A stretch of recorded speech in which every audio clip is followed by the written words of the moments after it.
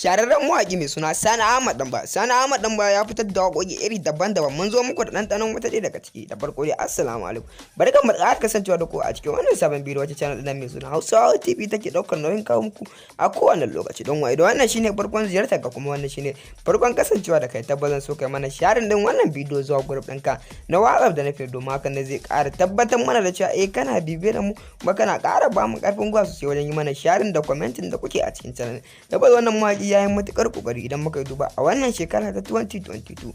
Tabbas mawaƙin ya fitar da waƙoƙi masu matuƙar daɗi masu da zuciya.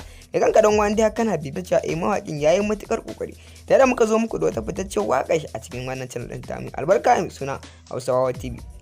Tabbas wannan mawaƙi za ka iya mana comment da ra'ayinka a bisa waƙoƙin da yake fitarwa a kowane lokaci da daɗi masu ratsuwa, ta yadda a daidai wannan lokaci za mu takarkare mu su kawo muku fitaccen waƙar wannan mawaƙi wannan ya sake ta wataka a wannan shekara. Amma kafin na karanna alama nan ta like kuma karanna mana alamar subscribe da kuma alamar kararrawa, domin hakan ne zai tabbatar mana da cewa kana bibiyar mu kuma kana ƙara ba mu ƙarfin gwiwa sosai a kowane lokaci. Ta yadda a daidai wannan lokaci za mu sama waƙar tashi bara mu sama ita domin ka saurare ta, ke ka biyo mu har ƙarshen wannan bidiyo kuma a cikin wannan ya ci channel ɗin ta mai albarka mai suna Hausawa TV.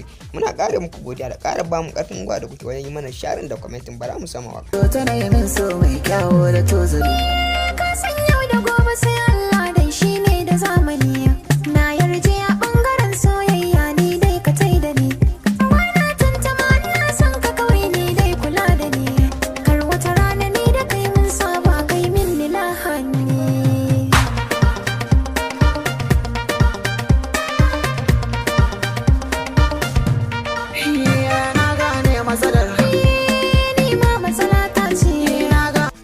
Na tabbata da cewa ka saurari wannan waka kuma idan wannan shine farkon ziyartar ka wannan channel din ta mai albarka mai suna Hausawa.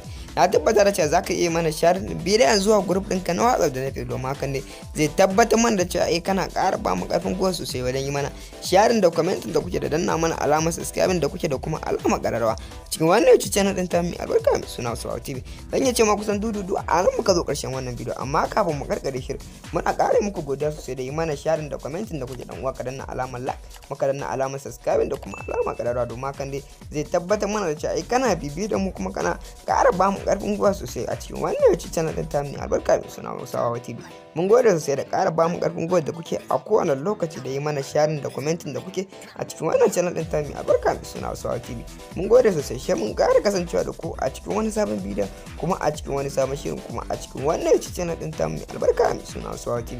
Muna ƙara muku godiya sosai da ƙara ba mu ƙarfin gwiwa da kuke a kowane lokaci da yi mana sharing da commenting da kuke a cikin wannan YouTube channel din ta mai albarka mai suna Hausawa TV. Shi mun ƙara kasancewa da ku a cikin wani sabon shirin kuma a cikin wani sabon bidiyon. Mun gode sosai.